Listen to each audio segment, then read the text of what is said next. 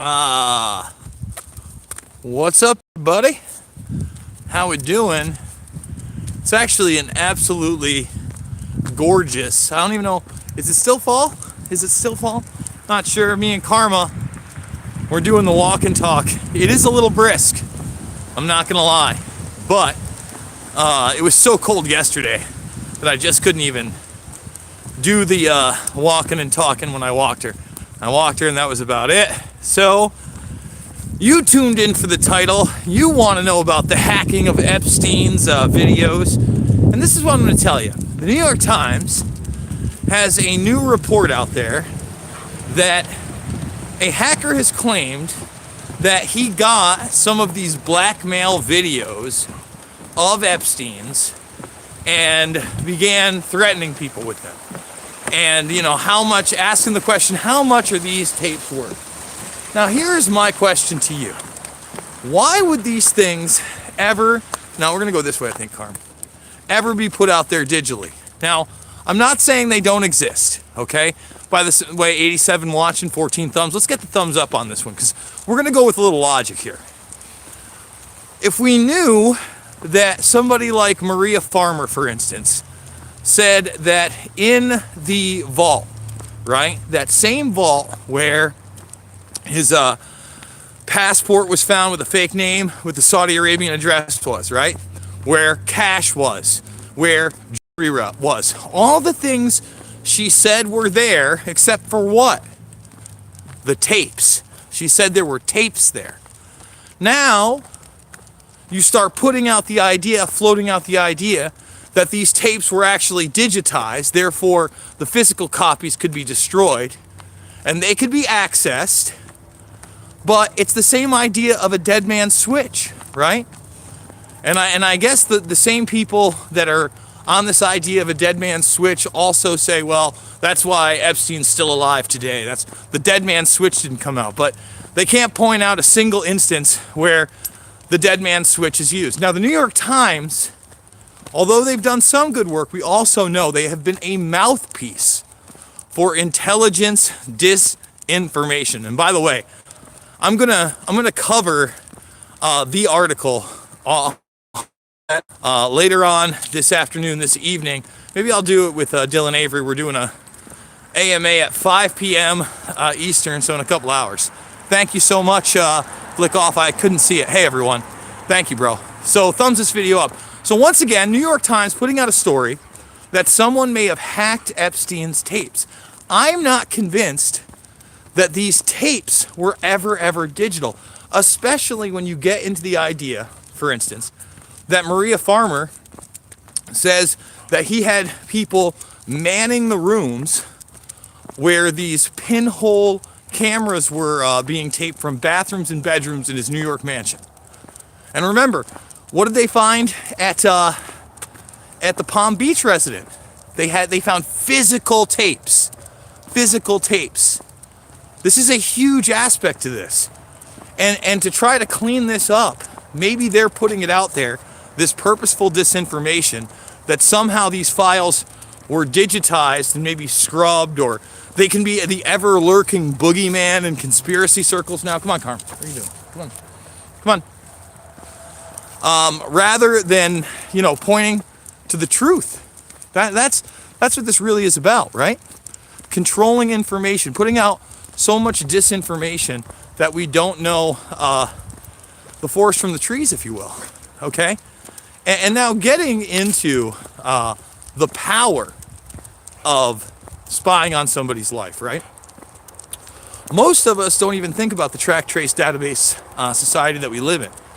I think about it all the time. I talk about it all the time. If you just saw my previous deep dive of part 1 of what's going to be a 2-part series into this Cyborg 2050 document that was put out there by the U.S. Army and the DOD, these think tanks, right? Well, it's certainly interesting, and it's certainly something that needs to be discussed and isn't taken seriously. But right now, through the magic device in your pocket, just about everything you do and say is tracked, traced, and databased, is recorded, is put somewhere, is documented. An algorithm is being built around you. And they intend for you to be, the consumer, the product, to further give them access to your mind and body. And that's why that's so important, right? Because I think it's kind of ironic and funny that most people have a lock screen, right? They have a lock on their phone so you can't get in there. Can't get in the phone. Well, we got to lock you out because, for the most part, the people that are often closest to you are the ones you're trying to keep the secrets from. Your wife, your girlfriend, your kids, your friends, your coworkers, right? You have so much to hide from them, but nothing to hide from the government. So why not put a Neuralink brain chip in there that has read-write access? That's a great idea. Read-write access into your brain through not only government entities, but corporate entities, which they work with hand in hand. No problems there, no ethical concerns there. And of course, these ethical concerns are being curbed. We're going to do a second part on that. But harken back to the Black Mirror episode where people have optical implants and are taping everything they do. And the boyfriend makes, or I think it's actually the husband makes the wife play back an affair she had with a guy, right, that she had taped. Now imagine the amount of blackmail information, not only that the government has from your nudes and whatever sex videos you have on your phone or other things or documents you've put in the cloud, but now with something like a brain chip or an optical device that copies everything, they literally have everything that you've thought about that's negative that they can use against you. They can also cater their disinformation towards you. It's kind of a scary thing, huh? And if you think, what Epstein had, which don't get me wrong, is no slim pickings. I mean, you have powerful people with children, essentially, with teenage girls. Yeah, you've got power over them.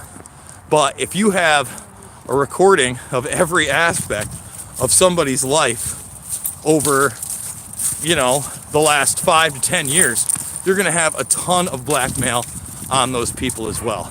So, Karma, stop.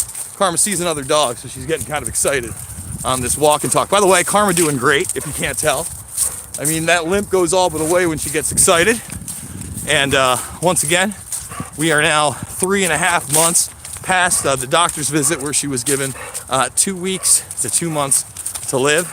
The other dog is now there, and Karma is pulling, so we're a-walking. So, to recap one more time, for those just tuning in, and by the way, thumbs this video up on your way out. It's only through your help and sharing this information that this channel continues to grow on the way to 40,000.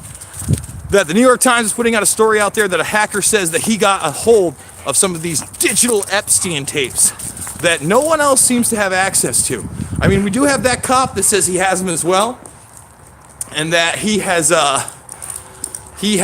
some kind of a dead man switch set up with 5 different people. I'm not so sure it's true. I'm skeptical of that as well. But now we have this hacker saying access to the Epstein tapes. Who are they worth money to? How much are they actually worth? But remember, when you get to the nitty gritty, when you get to the FBI raiding that New York mansion, all of a sudden in that safe, there's no physical tapes. And we know physical tapes were taken. Maria Farmer and her testimony are so important, not only because of that, but also because of the fact that she went public, that she went to the FBI about Epstein when? In 1995.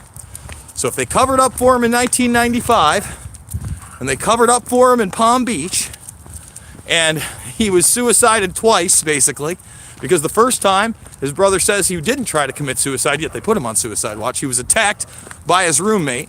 Media not focusing on that either. Well, you got a situation there, guys. You got a bit of a situation. Isn't that right, Carm? Big time situations. So, once again, guys, I do this hopefully 3 to 7 times a day this month. We're going to make it a big December. And like I said, I'll be back at 5 p.m. with Disco Dylan Avery to do a Ask Me Anything, which should be fun. If you don't know Dylan, he is the writer-director of Blues Change series, Black and Blue, the Miracle Molecule, and then 4'11", the story of the Bagel Boss guy, among many other projects. So, once again, give me a thumbs up. If you want to financially support me, you can do so over at the GoFundMe. I absolutely love you guys, and I'll see you on the flip side.